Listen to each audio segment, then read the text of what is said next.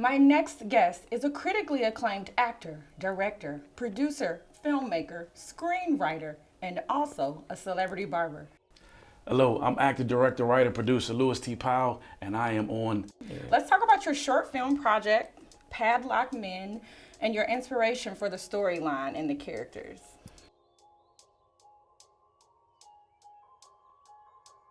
The inspiration kind of ties in. First thing, Padlock Men is like a labor of love for me. I came up with the idea in 2014. I was working in development for a while with my comedy partner, Affion Crockett, in 2010. Had a show on Fox. That ran for about 6 episodes. But then, I pitched about 24 projects with him up until around 2013. And it was like for about a year, I was sitting there in a space where I wanted to work on something uniquely on my own. And I didn't know what I wanted to work on yet. So I kind of just put it out to, put it out to God, put it out to the universe and say, look, whatever comes to me, I'll know when it's right. And whatever it is, I'm going to honor it. And I've done that with pretty much every idea I've worked on in the past.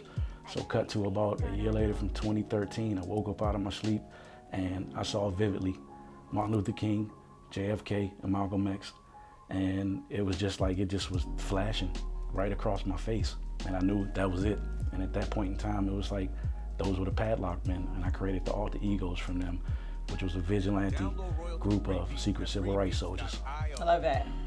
You've been noted as a celebrity barber. Tell me about your familial influence in the service industry and what celebrities you've worked with. Well, in the service industry, like I said, I started off in a barbershop. I started cutting hair when I was 13 and a half years old. And cut to about 30 years later in the barbering game. I mean, pretty much, essentially, it was like I had probably cut over about 40,000 heads. But my 40,000? Yeah, easily. But my very first celebrity was actually Master P and his brother Greg in DC. My buddy Kenny Westray actually had a clothing company. He was working with Steve Francis at the time. He was down in Houston. And then I was doing some work with Scarface. I was doing a lot of stuff music-wise back and forth to Houston. And Kenny was like, hey man, P is coming into town. He said, man, he need a barber. So I ended up going, I think it was the Grand Hyatt downtown.